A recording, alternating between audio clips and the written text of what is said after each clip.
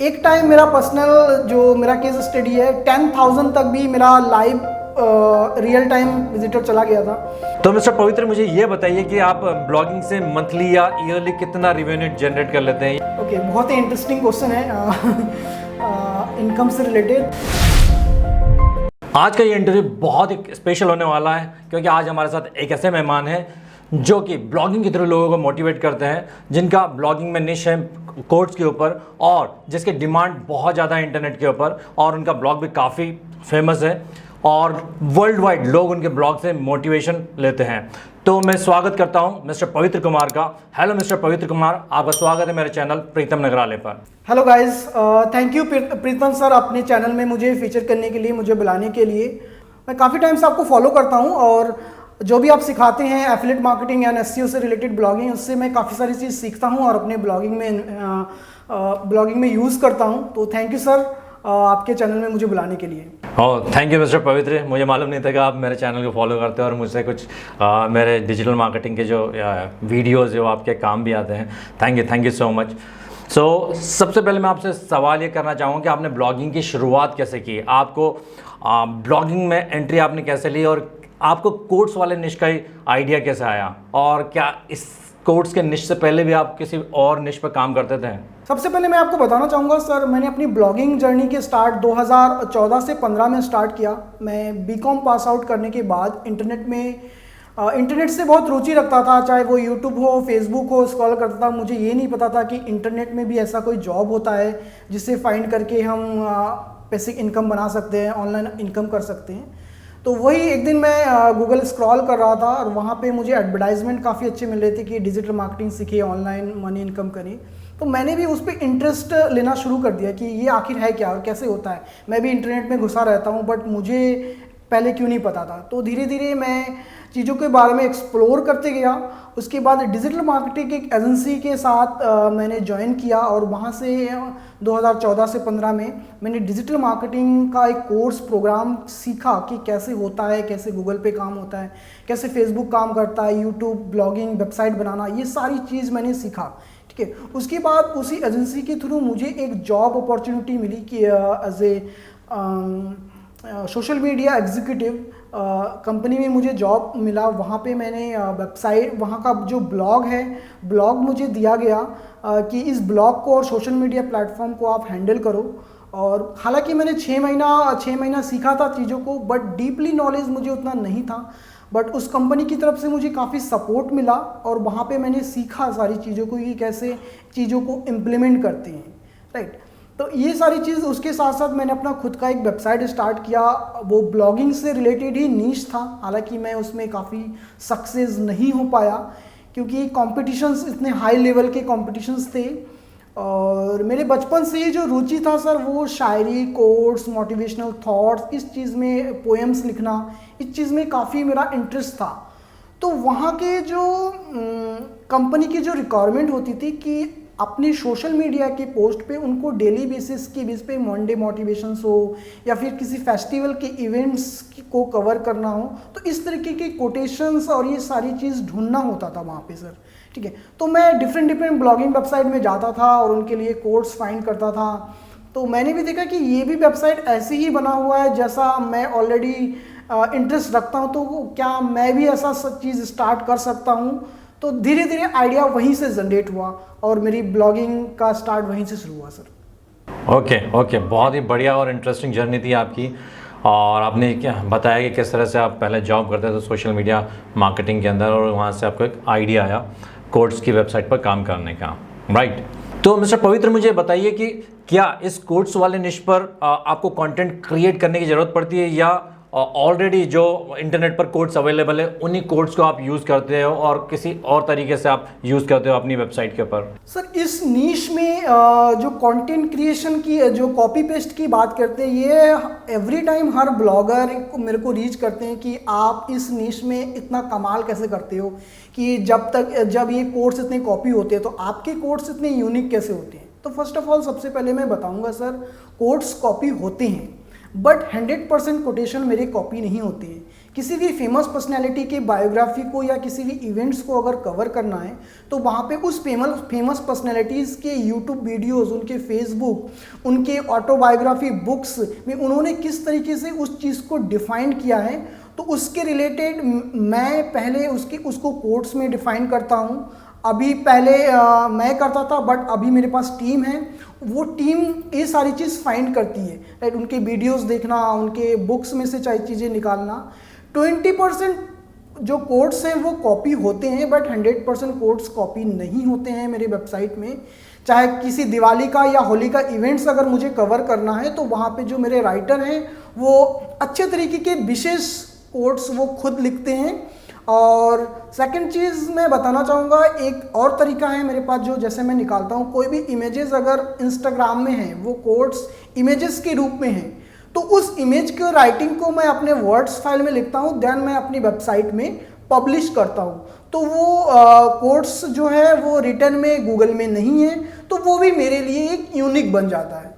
तो इस तरीके से कुछ स्मार्ट वर्क करके हम अपने नीश में काम करते हैं। उसके साथ साथ 1500 से 2000 वर्ड तक का आर्टिकल बनाते हैं, जिसमें 15 से 20% का जो कोटेशन है वो कॉपी होता है। उसके साथ साथ जब आपकी वेबसाइट एक अच्छी लेवल पे होती है, आपकी अथॉरिटी काफ़ी अच्छी होती है, तो ये सारी चीज़ गूगल इग्नोर करता है, जैसा मेरा एक्सपीरियंस है सर। क्योंकि अगर हम किसी भी न्यूज़ वेबसाइट की कोटेशन को देखो तो वहाँ पर भी कॉपी होता है, बट उसको इतना प्रायोरिटी क्यों दिया जाता है?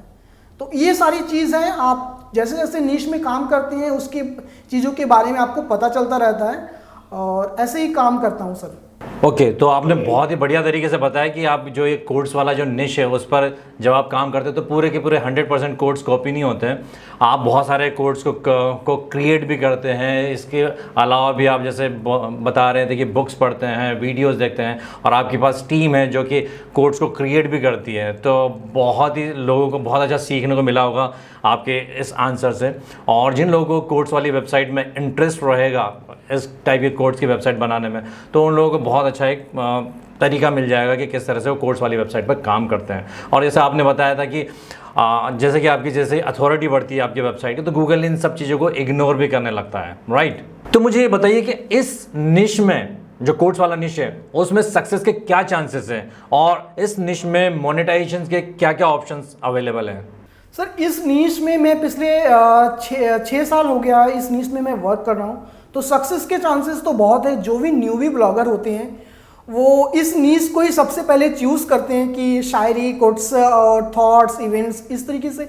ये नीश एक ऐसा नीश है, अगर आप डिजिटल मार्केटिंग में सीखना चाहते हैं या ब्लॉगिंग कर रहे हैं या एफिलिएट मार्केटिंग सीखना, तो सीखने के लिए बहुत ही अच्छा नीश है, क्योंकि इसमें ट्रैफिक बहुत अच्छा है, ट्रैफिक बहुत जनरेट होता है। अगर अच्छे टाइप के कोटेशन या बायोग्राफी की चीज़ या नेटवर्थ की चीज़, ऐसे कई सारे जो इससे एजुकेशन की नीश हैं, जो इस कोटेशन नीश को बोला जाता है, तो इसमें आप बहुत ही जल्दी सक्सेड हो सकते हैं। कंपटीशन लेवल थोड़ा हाई होता है, बट यूनिक लेवल पे अगर आप करते हैं, चाहे वो हिंदी में हो या इंग्लिश में हो, तो आप इसमें सक्सेस बहुत अच्छे हो सकते हैं और चीज़ों को बहुत सीख सकते हैं। क्योंकि इवेंट ब्लॉगिंग एक ऐसे ब्लॉगिंग है जहां से आप किस तरीके से आपने काम किया है 2-4 महीने, फिर रिजल्ट उसको बाद आपको मिलता है। अगर अच्छा काम किया है तो आपको अच्छा रिजल्ट गूगल से ऑर्गेनिक मिलता है। सेकंड चीज़ रही मोनेटाइजेशंस की, तो मोनेटाइजेशंस में बहुत सारे ऑप्शंस होता है। जब आपकी वेबसाइट एक लेवल पे जाती है, मान लीजिए किसी फेमस पर्सनैलिटी की बायोग्राफी को आपने कवर किया है और आपकी वेबसाइट की लेवल बहुत अच्छी है, तो कोई ऐसे उभरता हुआ जो चेहरा है वो भी चाहता है कि मेरे स्टोरी को आप अपने ब्लॉग में पब्लिश करो, राइट। तो इससे फ़ायदा ये होता है कि मैं डायरेक्टली उससे एक स्पॉन्सर के एक चार्ज ले सकता हूँ। सेकंड, मेरा स्पॉन्सर के साथ साथ उन जो भी बैकलिंक्स सेलिंग वगैरह जो होता है, ये सारा प्रोसेस करते हैं, या फीचर करना होता है मेरे वेबसाइट पे, ठीक है, उनको प्रमोशन देना होता है। सेकंड, मेरा जो अर्निंग है, जो एडसेंस है, एडसेंस के अलावा आपकी वेबसाइट में अगर मिलियंस ऑफ ट्रैफिक है तो बैनर्स ऐड अच्छे मिलते हैं। थर्ड चीज़, कुछ बुक्स होते हैं जिसको हम सेल कर सकते हैं। गिफ्ट्स होते हैं जैसे mother day gifts, father day gifts, इस तरीके की मोनेटाइजेशन हम एफिलिएट मार्केटिंग के थ्रू जनरेट करते हैं। तो ये सारी रेवेन्यू मॉडल्स है सर जो इस नीश में मुझे मिलता है और मैं करता हूँ सर, कर रहा हूँ आजकल। राइट तो आपने जैसे बताया कि इस निश की एक्चुअली काफ़ी डिमांड है और इस निश में सक्सेस के बहुत ज़्यादा चांसेस हैं, क्योंकि आजकल लोगों को मोटिवेशन की बहुत ज़्यादा ज़रूरत है। तो इसके लिए कोर्स तो लगेंगे ही और मोटिवेशन तो हमेशा लोग लेते रहेंगे। और साथ में आपने बताया कि मोनेटाइजेशन के काफ़ी सारे ऑप्शंस हैं। बहुत सारे लोगों को एक्चुअली ये कन्फ्यूजन था कि इस टाइप के निश में सिर्फ एडसेंस एकमात्र ऑप्शन अवेलेबल है मोनेटाइजेशन के लिए, लेकिन जैसे आपने बताया कि एडसेंस के अलावा भी एफिलिएट मार्केटिंग है, स्पॉन्सर्ड पोस्ट है, बैकलिंक्स भी आप सेल कर सकते हैं। तो काफ़ी सारे मतलब ऑप्शंस अवेलेबल है और मतलब काफ़ी एक ब्लॉगर जो कि अगर कोर्स के निश पे काम करना चाहता है तो उसको मोनेटाइजेशन के काफ़ी सारे ऑप्शंस है उसके पास और काफ़ी अच्छे से कमा सकता होगा। राइट तो मुझे ये बताइए कि इस टाइप का जो निश होता है, जैसे कोर्स वाले निश है, तो इसमें कोई स्पेशल थीम्स या प्लगइन्स होते हैं वर्डप्रेस के जो आप यूज़ करते हैं अपनी वेबसाइट में?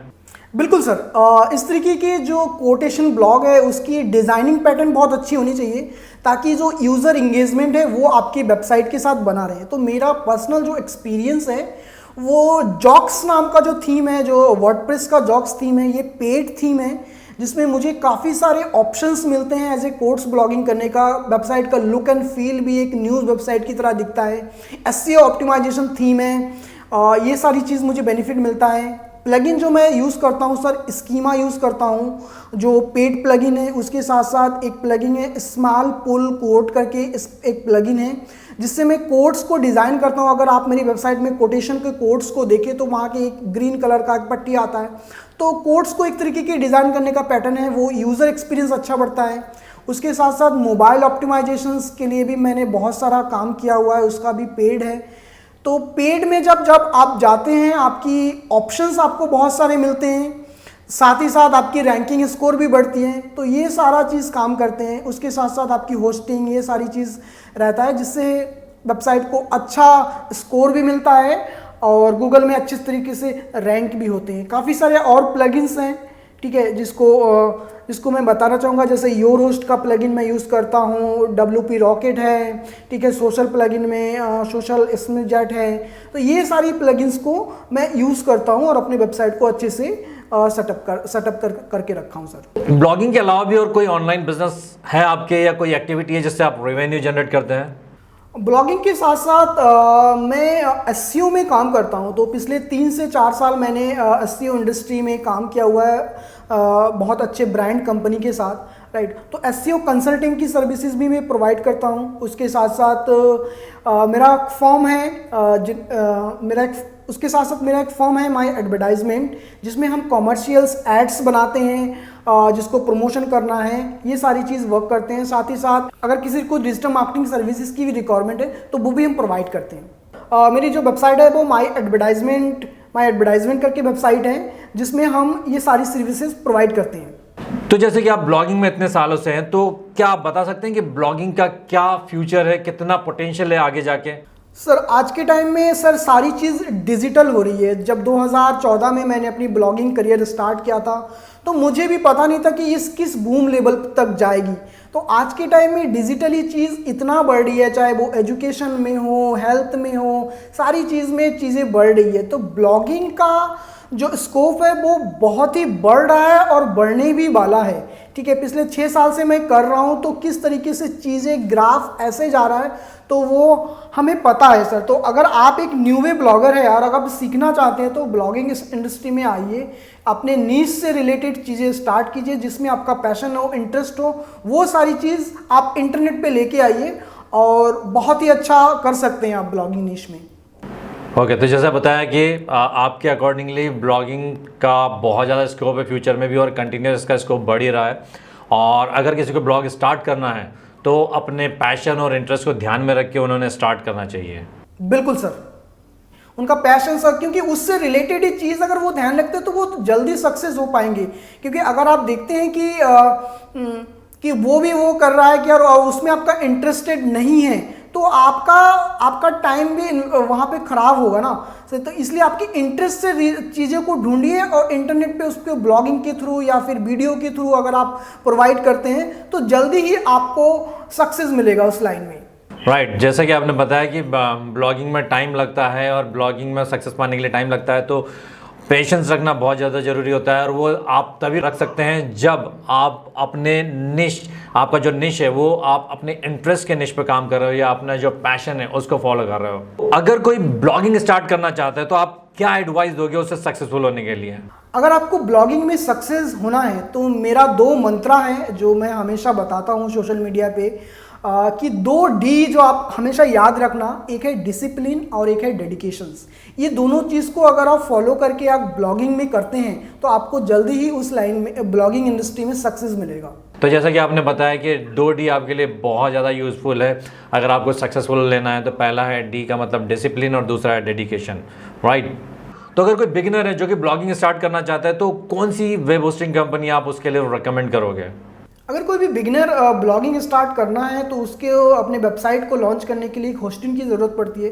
तो बिगिनर के लिए, जब भी मैं भी बिगिनर था तो मैंने सबसे पहला जो होस्टिंग कंपनी यूज़ की थी वो है ब्लू होस्ट। उसमें मैंने सारी वर्डप्रेस को इंस्टॉल किया था और बहुत अच्छे से अपने वेबसाइट को सेटअप किया था। सेकंड चीज़, धीरे धीरे जब मेरी वेबसाइट की ट्रैफिक बढ़ने लगी, चीज़ों को जब मिलियंस अप में आपकी ट्रैफिक जाती है तो मैं दूसरे होस्टिंग कंपनी पे मूव हुआ जिसका नाम है डिजिटल ओशंस, और आज के डेट में मैं उसी पे वर्क करता हूँ। तो अगर आप बिगिनर हैं तो ब्लू होस्ट के साथ अपना ब्लॉगिंग जर्नी शुरू कर सकते हैं। मैंने भी जब ब्लॉगिंग स्टार्ट किया था तो ब्लू होस्ट के साथ ही मैंने स्टार्ट किया था। एक्चुअली ब्लू होस्ट एक बहुत ही रेपुटेड कंपनी है और उसकी जो होस्टिंग है प्रीमियम होस्टिंग में मानी जाती है और बिगिनर्स के लिए बहुत अच्छी होस्टिंग मानी जाती है। लेकिन आज की तारीख में जैसा जैसा आपका ब्लॉग ग्रो करता है तो आप दूसरी बड़ी बड़ी जो होस्टिंग कंपनीज उनके साथ जा सकते हैं। लेकिन एक बिगिनर जो है उसको 6 महीने 1 साल तक तो ट्रैफिक उतना ज़्यादा रहता नहीं है। तो ब्लू होस्ट बहुत ज़्यादा काम की होस्टिंग कंपनी है। वहाँ पर आपको बहुत ही अफोर्डेबल रेट्स में आपको होस्टिंग मिल जाती है और उसी के साथ साथ आपको काफ़ी सारे फ्रीबीज भी मिलते हैं जैसे SSL सर्टिफिकेट्स और डोमेन्स। तो मेरे ख्याल से ब्लू होस्ट एक अच्छी कंपनी है, राइट? बिल्कुल, ब्लू होस्ट के साथ आप जा सकते हैं, बहुत ही अच्छी कंपनी है, बहुत ही अच्छी होस्टिंग प्रोवाइड कंपनी है। तो मिस्टर पवित्र, मुझे ये बताइए कि आप ब्लॉगिंग से मंथली या ईयरली कितना रेवेन्यू जनरेट कर लेते हैं, या अगर आपके और भी कोई ऑनलाइन बिजनेस है तो साथ में टोटल आप कितना रेवेन्यू जनरेट कर लेते हैं? ओके, बहुत ही इंटरेस्टिंग क्वेश्चन है इनकम से रिलेटेड। तो मैं बताना चाहूँगा कि ब्लॉगिंग में जो इन्वेस्टमेंट है, इन्वेस्टमेंट के साथ साथ अर्निंग भी है। तो मंथली अपने ब्लॉगिंग के साथ साथ और मेरे बिजनेसेस के साथ साथ 30 लाख का इनकम मैं कर लेता हूँ पर डे का। आपका 1 लाख का इन्वेस्टमेंट के साथ, यहाँ पे इन्वेस्टमेंट भी बहुत है और इनकम भी है। तो 30 लाख तक मैं अभी जनरेट कर रहा हूँ sir. Oh, that is a very huge amount. बहुत सारे लोगों को बहुत मोटिवेशन मिलेगा, शायद जल्दी वो लोग इस कोर्स वाले निश पे काम करना चाहेंगे।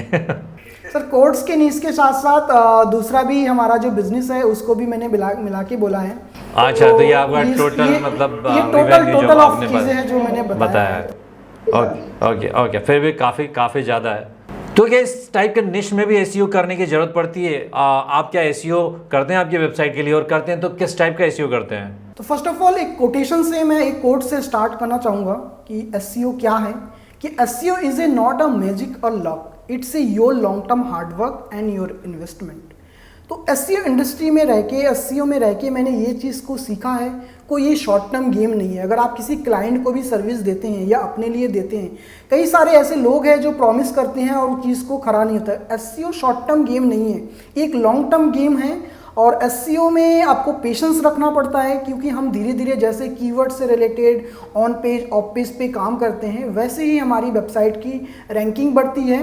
और जब रैंकिंग बढ़ती है तो एक अच्छा इनकम भी जनरेट होता है। तो एसईओ जो मैं करता हूँ वो किस तरीके से करता हूँ, बेसिकली कोटेशन नीश में मैं ऐसे कीवर्ड्स को फाइंड करता हूँ जिनकी कॉम्पिटिशन्स लेवल लो हो और वॉल्यूम लेवल काफ़ी हाई हो, ऐसे कीवर्ड्स को मैं फाइंड करता हूँ। उसके साथ साथ मैं एक आर्टिकल, ऑन पेज आर्टिकल्स में उनके जो समरी है, समरी में जो आर्टिकल्स बनाता हूँ, पूरा आर्टिकल जो मेरा होता है वो 1000 से 1500 वर्ड तक का आर्टिकल होता है विद कोटेशंस को मिला के। अच्छी क्वालिटीज़ के इमेजेस में प्रोवाइड करता हूँ। साथ ही साथ इनबाउंड लिंक, आउटबाउंड लिंक को मैं उस टॉपिक से रिलेटेड जोड़ता हूँ। एक कैची टाइटल होना चाहिए, मेटा डिस्क्रिप्शन अच्छा होना चाहिए, कीवर्ड फोकस होना चाहिए, कीवर्ड स्टेपिंग आपको ज़्यादा नहीं करना चाहिए। तो ये सारी चीज़ जो बेसिक लेवल की जो एसईओ है, उसके साथ साथ टेक्निकल जो एसईओ है, इसको भी मैं अपने वेबसाइट में इम्प्लीमेंट करता हूँ। और थोड़ा सा पेशेंस रखना पड़ता है कि ये नहीं कि आज मैंने ब्लॉग पब्लिश कर दिया और कल की डेट में रैंक हो जाएगा, तो ऐसा कोई शॉर्टकट गेम नहीं होता है। तो धीरे धीरे जैसे आपका कीवर्ड को गूगल ट्रस्ट करता है, आपकी सारे फैक्टर सही होते हैं। अगर मान लीजिए आपका जो मैं कॉपी करता हूँ जो 40 से 50% तक प्लेगरिज्म चला जाता है, फिर उसको धीरे धीरे से मैं उसको कम करता हूँ। तो ये सारी चीज़ टेक्निकल फैक्टर्स है जिसको मैं ध्यान रखता हूँ और ध्यान रखते हुए एसईओ को करता हूँ। और ऑफ पेज एसईओ में मैं मेरे 6 साल के एक्सपीरियंस में मैंने काफ़ी ऐसे लिस्ट को मैंने बनाया है कि ऐसे बैकलिंक्स, ऐसे प्रोफाइलिंग लिंक्स, कमेंटिंग लिंक्स या अच्छे क्वालिटीज़ के जो जिनके स्पैम स्कोर्स नहीं है, तो ऐसे लिस्ट पे मैं काम करता हूँ मेरे दूसरे वेबसाइट के लिए एसईओ ऑफ पेज एसईओ में। तो ये सारी चीज़ें फैक्टर है जो मैं करता हूँ अपनी वेबसाइट के लिए। ओके, जैसे आपने बताया कि SEO actually long term goal होता है और ये एक स्लो प्रोसेस है जो आज अगर आप काम करोगे तो आपको 3 महीने 6 महीने के बाद रिजल्ट्स मिलते हैं। और आप अपनी वेबसाइट के लिए जैसे ऑन पेज और टेक्निकल एसईओ तो करती हैं, साथ में ऑफ पेज एसईओ भी करते हैं, बेसिक लेवल वाला और थोड़ा सा क्वालिटी वाला एसईओ करते हैं, राइट। तो जैसे कि आपने बताया था कि आप मोनेटाइजेशन में एफिलिएट मार्केटिंग भी यूज़ करते हैं, तो किस टाइप के प्रोडक्ट्स, किस टाइप के एफिलिएट प्रोडक्ट्स आप अपनी वेबसाइट से सेल करते हैं, और अपनी वेबसाइट के अलावा भी आप एफिलिएट मार्केटिंग में डील करते हैं क्या? जी सर, एफिलिएट मार्केटिंग को मैं करता हूँ। एफिलिएट मार्केटिंग में योरसेल्फ कोर्स में मैं एजुकेशन के प्रोडक्ट जो हैं वो सेल करता हूँ। For example APJ Abdul Kalam के आर्टिकल को मैंने लिखा है और उसका आर्टिकल काफ़ी अच्छे लेवल पे रैंक कर रहा है, तो उनके बुक्स वगैरह जो है उनसे रिलेटेड जो टी शर्ट्स वगैरह जो होते हैं, ये सारे प्रोडक्ट को मैं सेल करता हूँ अपने आर्टिकल्स में। सेकंड चीज़, कोई भी फेस्टिवल्स और इवेंट्स आया है जैसे Diwali, mother's day, father's day, तो Diwali gifts, mother day gifts, तो इस तरीके की भी चीज़ों को मैं एफिलिएट में यूज़ करता हूँ अपने ब्लॉग में।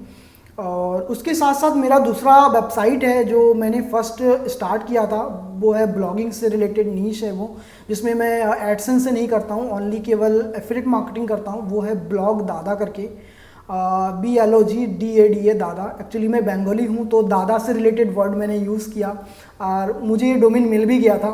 तो ये सारी चीज़ मैं उसमें एफिलिएट मार्केटिंग करता हूँ। और एफिलिएट के जितने भी प्रोडक्ट होते हैं, ब्लॉगिंग से रिलेटेड, थीम्स, होस्टिंग, ये सारी चीज़ें मैं अपने दूसरे वेबसाइट में स्टार्ट करता हूँ। तो ये सारा मेरा वर्क है सर एफिलिएट से रिलेटेड।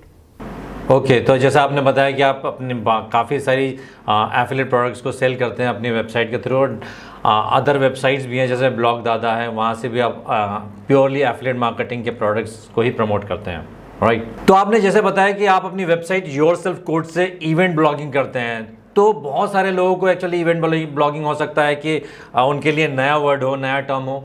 तो ये बताइए कि इवेंट ब्लॉगिंग होता क्या है, और जितने भी इवेंट्स को आप कवर करते हैं तो आप डिफरेंट इवेंट्स के लिए डिफरेंट सेपरेट ब्लॉग्स बनाना ज़रूरी है, या एक ही ब्लॉग से आप बहुत सारे इवेंट्स को कवर कर सकते हैं? देखिए सर, इवेंट ब्लॉगिंग कई तरीके की होती हैं। एक इवेंट ब्लॉगिंग ऐसा है जो फेस्टिवल्स इवेंट्स है।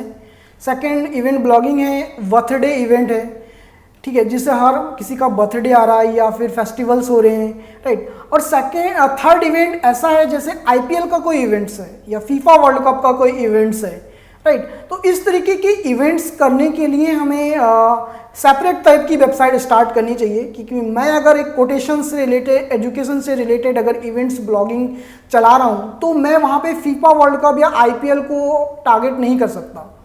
तो जैसे कि बिग बॉस का इवेंट है, काफ़ी सारे लोग चलाते हैं, फीफा इवेंट्स है, ऐसे काफ़ी सारे इवेंट्स हैं। जैसे इलेक्शंस आते हैं तो इलेक्शंस पे भी काफ़ी सारे लोग इवेंट ब्लॉगिंग करते हैं, और 10th के रिजल्ट, 12th के रिजल्ट, इस तरीके की भी जो भी टारगेट ऑडियंस होते हैं सभी, इस तरीके की भी इवेंट्स ब्लॉगिंग करते हैं। तो आपको ढूंढना है कि आप किस तरीके की नीश में हो, किस तरीके की नीश इवेंट ब्लॉगिंग करते हो, टारगेट करते हो। तो इसको ध्यान रखते हुए आप डिफरेंट वेबसाइट के साथ भी कर सकते हैं। और सिमिलर नीश के अगर हैं तो मान लीजिए होली एक फेस्टिवल है, ठीक है, और होली 3 से 4 दिन का फेस्टिवल है, और उसके लिए आप सेपरेट वेबसाइट स्टार्ट करेंगे, आप इतना इन्वेस्टमेंट करेंगे आर्टिकल में, होस्टिंग्स में, मुझे नहीं लगता वो एक सही तरीका है। तो छोटे छोटे जो इवेंट्स हैं वो आप एक वेबसाइट में स्टार्ट कर सकते हैं, और जो बड़े लेवल के इवेंट्स हैं उसको डिफरेंट वेबसाइट कैटेगरीज में स्टार्ट करके एक अच्छा रेवेन्यू जनरेट कर सकते हैं और अच्छे तरीके से टारगेट कर सकते हैं, जो मेरा पर्सनल एक्सपीरियंस है जो मैं आपके साथ शेयर कर रहा हूँ सर। बहुत ही बढ़िया बताया आपने इवेंट ब्लॉगिंग के बारे में। तो मुझे ये बताइए कि जब भी कोई इवेंट आता है और अगर आपकी वेबसाइट उस इवेंट के लिए रैंक कर जाती है तो कितना ट्रैफिक तक आप एक्सपेक्ट कर सकते हैं आपकी वेबसाइट पर? बिल्कुल सर, अगर आपकी वेबसाइट इवेंट ब्लॉगिंग में कर रहे हैं और आप फर्स्ट या सेकंड नंबर पे रैंक कर सकते हैं तो ट्रैफिक आप इतना सोच भी नहीं सकते जितना ट्रैफिक आता है। कभी एक टाइम मेरा पर्सनल जो मेरा केस स्टडी है 10,000 तक भी मेरा लाइव रियल टाइम विजिटर चला गया था, तो मेरी होस्टिंग भी डाउन हो गई थी उस टाइम, तो काफ़ी सारे रैंकिंग स्कोर को भी मैंने लॉस किया और अर्निंग को भी लॉस किया। तो इवेंट ब्लॉगिंग में आप ट्रैफिक इतना आता है जितना आप सोच भी नहीं सकते। अगर अच्छे लेवल पे आपकी वेबसाइट जाती है, रैंकिंग होती है, तो ये सारी चीज़ रहता है। तो उस रैंकिंग के लिए आपको पीछे से बहुत मेहनत करना पड़ता है, चाहे ऑन पेज में हो, ऑफ पेज में हो, तो ये सारे चीज़ मैटर करता है। और यूनिक से यूनिक कंटेंट बनाइए, आपका इवेंट ब्लॉगिंग रैंक करता है, बहुत अच्छे से करता है और बहुत अच्छा रेवेन्यू भी जनरेट करता है। तो आप भी जा सकते हैं इवेंट ब्लॉगिंग के साथ और कर सकते हैं। और मतलब कि अगर आपकी वेबसाइट इवेंट ब्लॉगिंग में उस इवेंट के टाइम पे अगर रैंक कर जाती है तो और जो लाइव ट्रैफिक होता है वो बहुत ज़्यादा होता है। मैंने बहुत सारे ब्लॉगर्स के यूट्यूब पर और वेबसाइट पर देखे हैं जिन्होंने रियल टाइम के जो स्क्रीनशॉट है वो शेयर किए हुए हैं, तो किसी के 3,000, 5,000, 10,000, 20,000 तक भी ट्रैफिक देखा है मैंने लाइव। तो मतलब इवेंट ब्लॉगिंग बहुत कमाल की है। मतलब इवेंट ब्लॉगिंग बहुत कमाल की चीज़ है और जितना गूगल सर्च रिजल्ट में आपकी कीवर्ड की वॉल्यूम दिखाता है उससे 4 से 5 गुना वॉल्यूम सर जब लाइव ट्रैफिक आता है उससे 4 से 5 गुना लाइव ट्रैफिक आता है। ओह, ऐसा भी है? ये बेनिफिट मिलता है सर। Right, absolutely. तो क्या आप अपने ब्लॉग को अकेले ही मैनेज करते हैं या आपके साथ आपकी टीम भी है जो आपको हेल्प करती है इस ब्लॉग को मैनेज करने में? सर 2 साल तो मैंने खुद मेहनत किया है अपने वेबसाइट को। जैसे जैसे रेवेन्यू जनरेट हुआ, चीज़ आगे बढ़ने लगा, उसके साथ साथ मैंने टीम हायर शुरू कर दिया। शुरू से मेरे पास एक राइटर तो ज़रूर था जब से मैंने स्टार्ट किया था, उसके साथ साथ ग्राफिक डिज़ाइन करना है, इमेजेस बनाना है और सारी चीज़ करना है, ठीक है, एसईओ करना है, एसईओ का ऑफ पेज एसईओ करना है। तो इसके लिए मेरे पास टीम है और अभी फ़िलहाल टीम के साथ काम कर रहा हूँ। और साथ ही साथ मैंने अपना यूट्यूब पे भी अपना मोटिवेशन से रिलेटेड, इसी चैनल से रिलेटेड मोटिवेशन की चीज़ मैं शेयर करता हूँ। आप विज़िट कीजिए बिल्कुल मेरे यूट्यूब चैनल के योरसेल्फ कोट्स के नाम पे ही है और यहाँ पे आप देख सकते हैं जैसा चीज़ मैं वेबसाइट पे प्रोवाइड करता हूँ वैसी क्वालिटी चीज़ मैं यूट्यूब चैनल पे भी प्रोवाइड कर रहा हूँ। तो ये सारी चीज़ है, टीम के साथ मैं वर्क कर रहा हूँ। तो आपके साथ आपकी टीम भी है जो अलग अलग टास्क हैंडल करती है, जैसे कि ग्राफिक डिज़ाइनिंग का है या आप यूट्यूब भी, जैसे आपने बताया कि यूट्यूब पे भी आप काम करते हैं, तो मैं आपका यूट्यूब का चैनल का लिंक भी डिस्क्रिप्शन में दे दूंगा। आप मैं जो भी मेरी ऑडियंस है वो आपके चैनल को जरूर जाके सब्सक्राइब करेगी। तो मिस्टर पवित्र, जाते जाते क्या आप कुछ एडवाइस या टिप्स देना चाहेंगे मेरी ऑडियंस को जो कि ब्लॉगिंग स्टार्ट करना चाहते हैं या इसी टाइप के निश में काम करना चाहते हैं? बिल्कुल सर, जाते जाते मैं आपके ऑडियंस को ये बोलना चाहूँगा कि अगर आप ब्लॉगिंग में हैं या फिर ब्लॉगिंग में आना चाहते हैं तो आपको सबसे पहले पेशेंस रखना होगा और चीज़ों को बहुत अच्छे से सीखना होगा। प्रीतम सर का जो चैनल है इसमें इतने अच्छे क्वालिटी चीज़ है जो इंडिया में इनके चैनल में जिस तरीके से समझाते हैं, चाहे ब्लॉगिंग में हो, एसईओ में हो, तो आप इनकी वीडियो से बहुत सारी चीज़ लर्न कर सकते हैं। और आपको अगर इवेंट ब्लॉगिंग सीखना है और इवेंट ब्लॉगिंग में एसईओ कैसे कर सकते हैं तो डायरेक्टली मेरे को पिंग कर सकते हैं। मेरा इंस्टाग्राम हैंडल है iPavitra करके, आप सर्च कर सकते हैं। वहाँ पे इवेंट ब्लॉगिंग के बारे में कुछ जानना चाहते हैं तो वहाँ पे मुझे कर सकते हैं। और ब्लॉगिंग में अगर आप आ रहे हैं चीज़ों को अच्छे से सीखिए, क्योंकि लोग का माइंडसेट यही होता है कि मैं ब्लॉगिंग शुरू कर दिया, मेरा अगले महीने से इनकम आना शुरू हो गया। तो ये कोई शॉर्ट टर्म गेम नहीं है, आपको बहुत सारी चीज़ लर्न करना पड़ता है, लोगों के वीडियोस देखने पड़ते हैं, ब्लॉग पढ़ना पड़ता है, कॉम्पिटिटर एनालिस्ट करना पड़ता है, अपने अंदर के पैशन को ढूंढना पड़ता है कि मैं अगर इस लाइन में काम करूँ तो मैं कहाँ तक लेवल पे पहुँच सकता हूँ। तो मेहनत तो है भाई दोस्त, और आपको करना पड़ेगा। और अगर अच्छा लेवल की इनकम जनरेट करना है, डॉलर में अगर पैसा कमाना है, तो एक अलग लेवल की मेहनत होती है ब्लॉगिंग इंडस्ट्री में। तो ये सारी चीज़ मैं प्रीतम सर बोलना चाहूँगा आपके ऑडियंस को। तो आप लर्न पर फोकस दीजिए, सीखिए चीज़ों को। और ये नहीं है कि ये चीज़ मैं एक दिन में हासिल किया हूँ, इसके पीछे मेरे बहुत सारे मेहनत है, कई रातें मैंने सेक्रीफाइस किया है। तो ये चीज़ है कोई।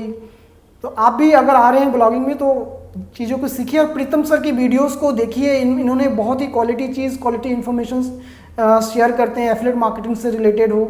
और इनके वेबसाइट को भी मैं विजिट करता हूं सर, जो माई जॉब श्योर करके है, मनी कनेक्शन करके है, बहुत सही वेबसाइट है, बहुत सारी चीज़ सीखता हूं मैं इनसे। तो आप भी बिल्कुल विजिट कीजिए इनकी website. Thank you guys, bye bye. तो बहुत ही बढ़िया एडवाइस दी मिस्टर पवित्र आपने मेरी ऑडियंस को जो कि ब्लॉगिंग स्टार्ट करना चाहती है। और थैंक यू ये बताने के लिए कि मेरे चैनल पे काफ़ी यूज़फुल वीडियोस आते हैं। और सही में मैं एक्चुअली काफ़ी मेहनत करता हूँ वीडियोस बनाने के लिए, ताकि लोगों को बहुत ही अच्छा नॉलेज मिल सके ब्लॉगिंग और एफिलिएट मार्केटिंग के बारे में। So thank you so much, और thank you so much for coming to this interview. Thank you mister Pavitra. Thank you so much for inviting me. Thank you, bye bye guys.